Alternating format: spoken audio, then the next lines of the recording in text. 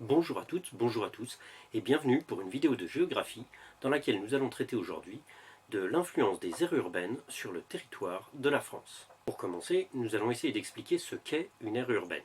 On peut tout d'abord rappeler que vous avez déjà vu, les années précédentes en géographie, la notion d'agglomération. Une agglomération est formée par une ville-centre et les communes de la banlieue qui sont autour.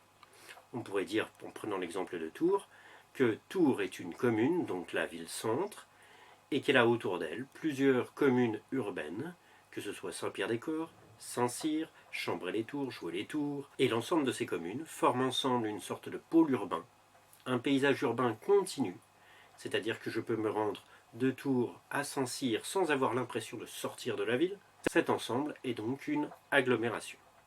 Mais autour de ces agglomérations, on trouve aussi de nombreuses communes qui peuvent être des communes rurales, qui peuvent être assez réduites dans leur taille, mais dont la plupart des habitants se rendent quotidiennement dans l'agglomération. On pourrait prendre l'exemple de Mettray ou de Luynes autour de l'agglomération de Tours. On appellera donc l'ensemble de ces communes dont les habitants dépendent de l'agglomération pour travailler, pour avoir accès à des services, pour aller à l'école, une couronne périurbaine. Couronne parce qu'elle entoure l'agglomération, périurbaine parce qu'elle est autour du paysage urbain. En résumé, une aire urbaine est donc formée d'une ville-centre, des communes de la banlieue et des communes périurbaines. Si je reprends notre exemple, la ville de Tours compte 140 000 habitants. Tours plus les communes de la banlieue dont j'ai déjà parlé, comme La Riche, Chambray, Joué-les-Tours, etc., atteignent ensemble un total de 350 000 habitants, tandis que l'aire urbaine de Tours, si j'y ajoute Mettray, Fondettes, Luynes et bien d'autres communes plus petites, dépasse 500 000 habitants. Nous allons donc essayer d'expliquer comment ces aires urbaines sont organisées. Si on observe la ville-centre, on peut considérer que ce qui domine sont d'une part les logements et d'autre part des activités de services. Les services sont extrêmement variés. On y trouvera aussi bien des administrations, un tribunal, une mairie, que des commerces, par exemple le long de la rue nationale, ou des activités de bureau. Dans la ville-centre, habituellement le bâti est dense, l'espace est donc peu disponible et l'espace disponible est cher. Si on observe maintenant les communes de la banlieue, à nouveau les logements occupent un grand espace. Mais en plus de ces logements, on pourra observer par exemple des zones commerciales, les grands centres commerciaux autour de la ville, que ce soit à Saint-Pierre-des-Corps, à La Riche, à Tours-Nord ou à Chambray, et des zones industrielles, par exemple entre Tours-Nord et Saint-Cyr, on trouverait l'entreprise SKF et bien d'autres. Ces grandes zones industrielles ou ces grandes zones commerciales étant le plus souvent situées le long de la rocade, c'est-à-dire à la limite du pôle urbain, à l'intérieur de la banlieue, mais plutôt vers l'extérieur de celle-ci, donc quasiment en contact avec la couronne périurbaine. Il y a plusieurs raisons à ça. D'abord le prix de l'espace qui est moins cher, qui permet donc de plus grandes constructions. Ensuite les accès facilités pour les transports et notamment celui des camions qui circuleraient très mal dans une ville plus dense. La banlieue combine donc à la fois des activités et des zones d'habitat.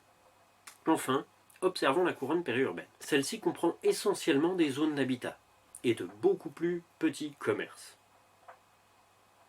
Aujourd'hui, la plupart des habitants des communes rurales, en France, ne sont pas employés dans l'agriculture.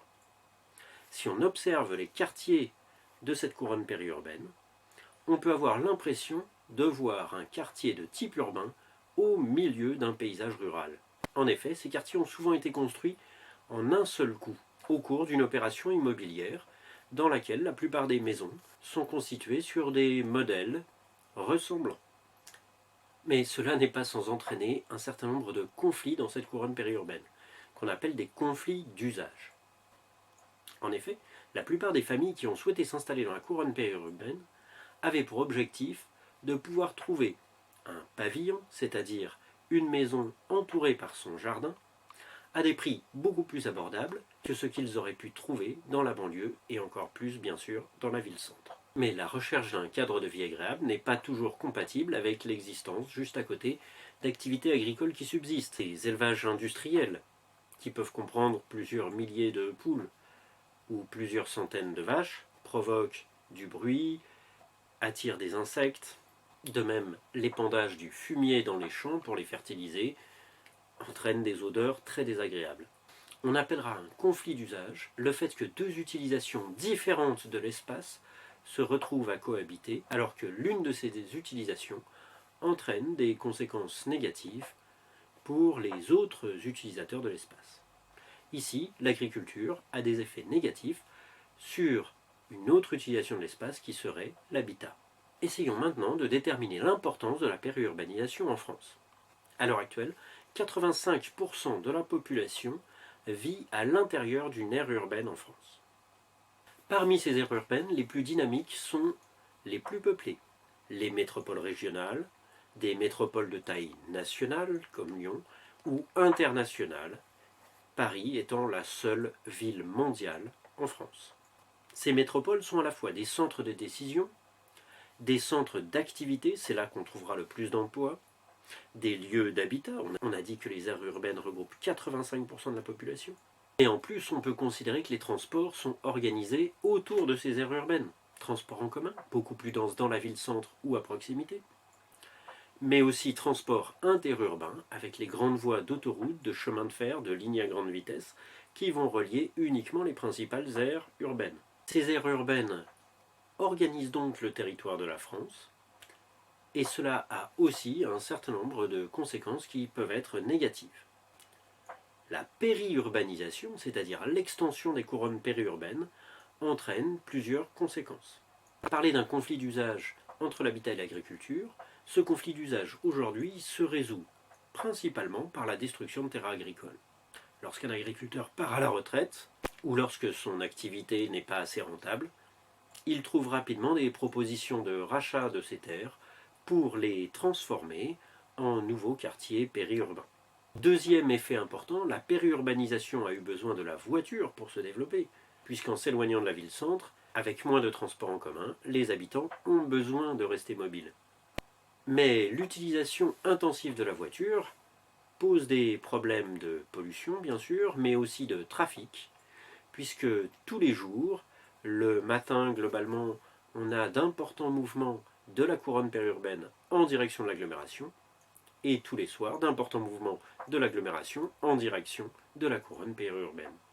On appelle ces moments de trafic intense des migrations pendulaires, c'est-à-dire des migrations selon les aiguilles de la pendule, à heure fixe, tous les jours. Merci de votre attention, bonne révision et bon courage. Au revoir.